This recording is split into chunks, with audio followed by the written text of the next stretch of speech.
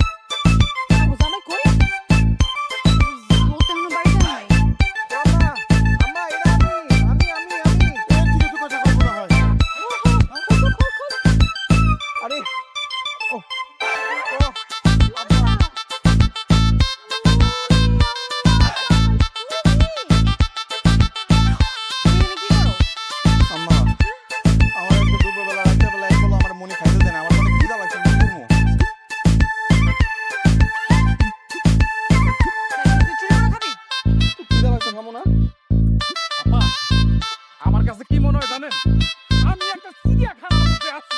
যত সব গরু ছাগলের লগে আমি বসবাস করতাম।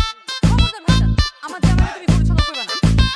গরু ছাগল কইবা না কি কইবো? হ্যাঁ, তোমরা যে কাণ্ড কারখানা শুরু করছো, হ্যাঁ, আমার ভাই যদি আমার বাপের বাড়িতে এমন করতো তাহলে কি আমার মান সম্মানটা থাকতো?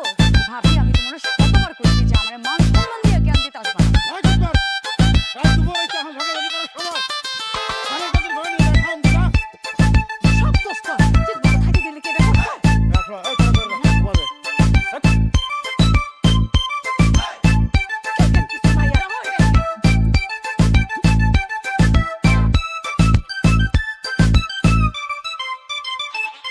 তোমার লেগে কত অপমান সহ্য করবো কত মানে? তুমি কি জীবনে সহ্য করবে না? কি করবো কও?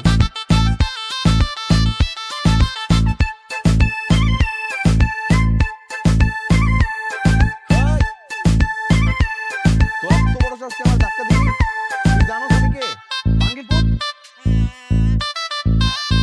শ্বশুরা বাপ নে? ইয়াদব, বাপের বয়সে শ্বশুরের কেন্দ্র করে সম্মান করতে তাও জানো না? আব্বা, আমি তো বুঝতে পারিনি আপনি আসছিলেন। বাড়তি চলতে আব্বা, আব্বা ভুলে গেছে। আব্বা শোনেন, আব্বা ভুলে গেছে।